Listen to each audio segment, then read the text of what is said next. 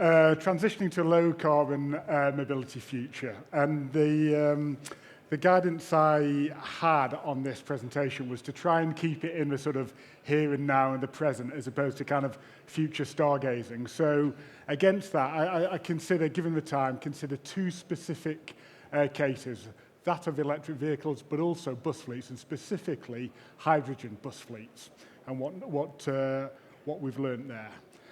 But first of all, just kind of stating the obvious around carbon and climate change. Why do we need to act?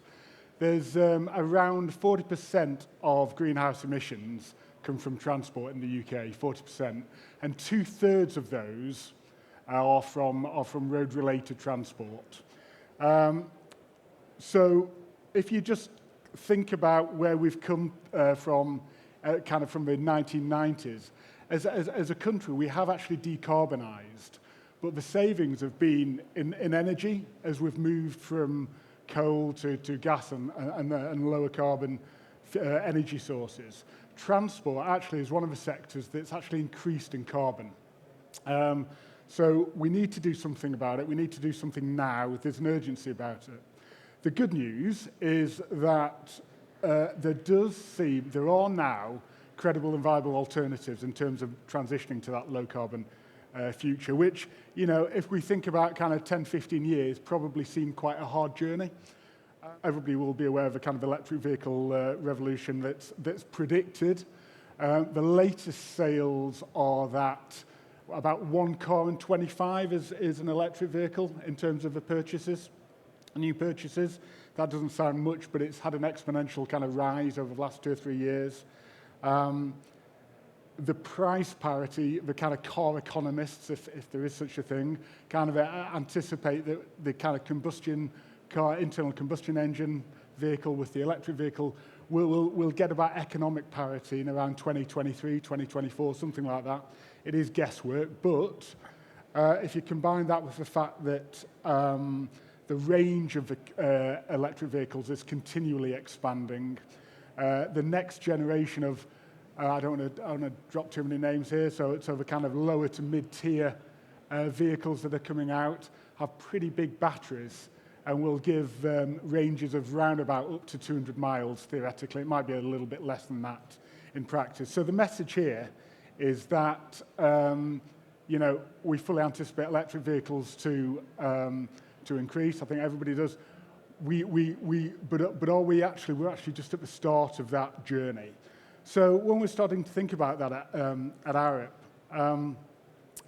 there's a whole load of questions that I suppose our clients were coming to us and asking around the whole sort of electric vehicle system, if you like.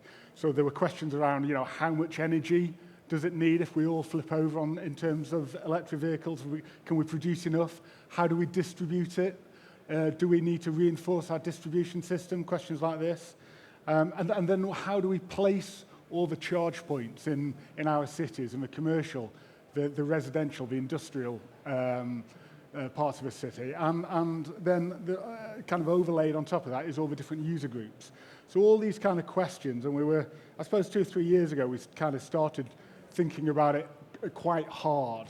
And we got to a position where we kind of recognized that to get to some of these answers, we needed to sort of go back to basics and just look at transport movements.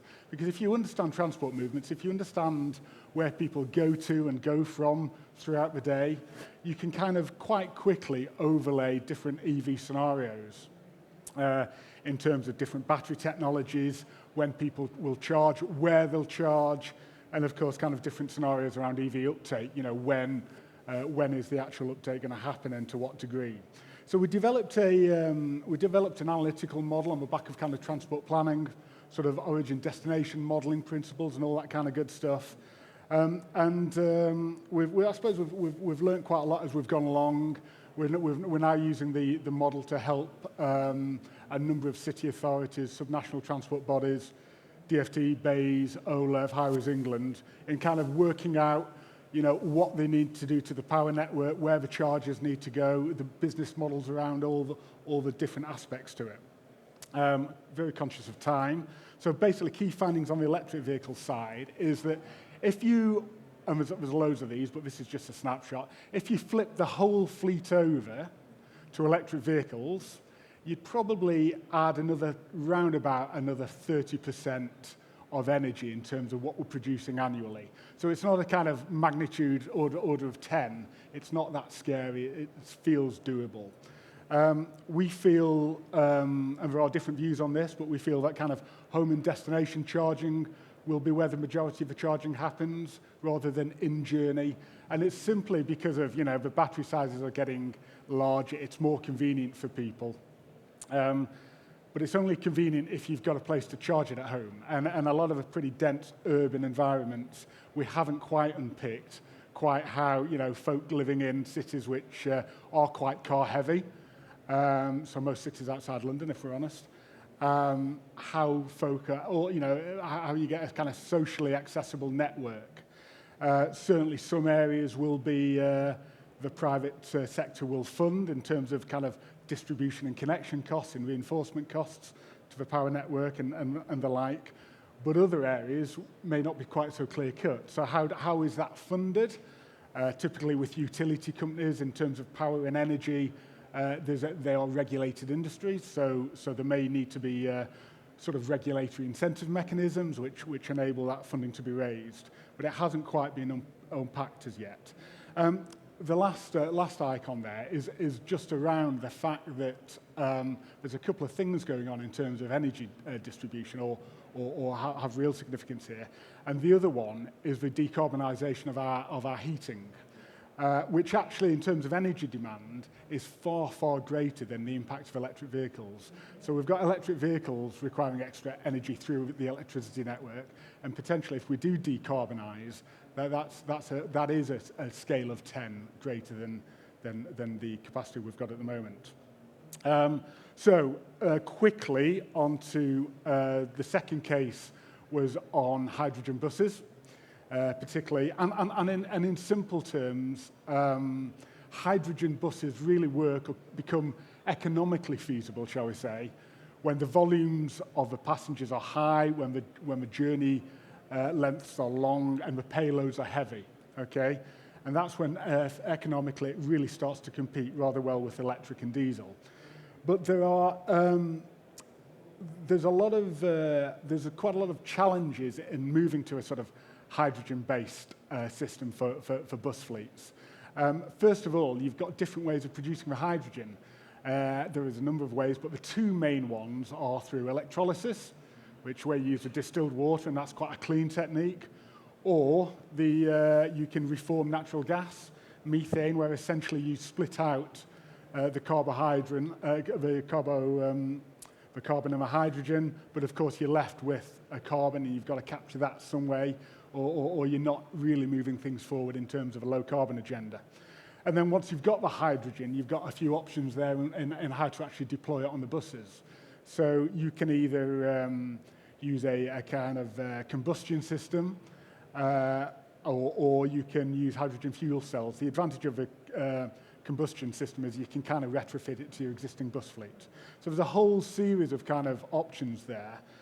And I suppose the other point I should mention is, to actually create the hydrogen and split it from either the water or the methane actually requires a lot of energy.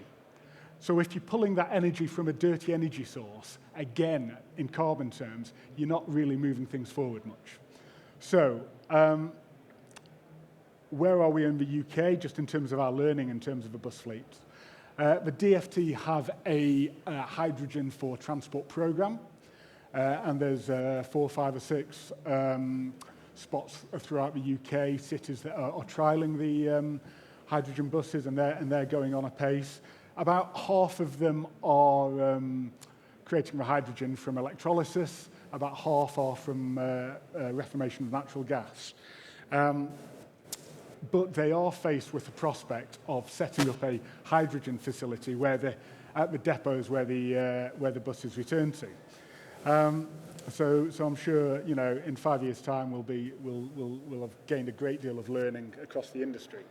So in terms of key findings and looking at the hydrogen bus side, they really do respond well to scale. So that's when the economics really kicks in. because the higher utilization you can get from any hydrogen producing facility, the more attractive it becomes in terms of cost. So it does respond well to scale and kind of heavy duty sort of journey cycles, if you like.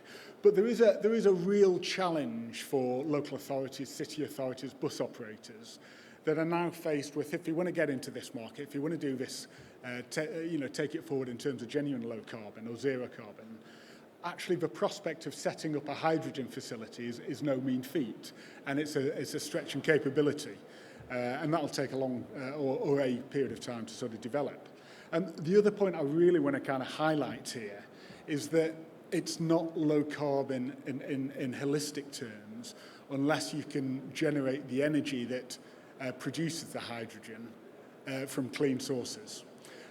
So that's a sort of mandate, really, a must-have for the carbon credentials. But in terms of economic terms, it's also a massive advantage if you've got the scale. And the reason for that is the electricity is cheaper if you produce it at volume, simply because you don't pay for the distribution costs that you do if you take the energy from the grid. So there's some interesting kind of things coming out there. If you compare and contrast very quickly to electric fleets, the infrastructure that you need to kick off an electric bus fleet is a lot simpler. Okay, so it's certainly attractive from that side. But then you are faced with when do you charge, how do you make sure that your kind of charging cycle works and folk aren't waiting on a bus for the dial to slowly raise. And for sort of heavy duty conditions, it doesn't fare quite as well. And also if you've got a hilly topology somewhere like Sheffield, or if in cold conditions, you can run into problems again. So it's just a whistle-stop tour on some brief findings. I'll stop there. Thank you. Great.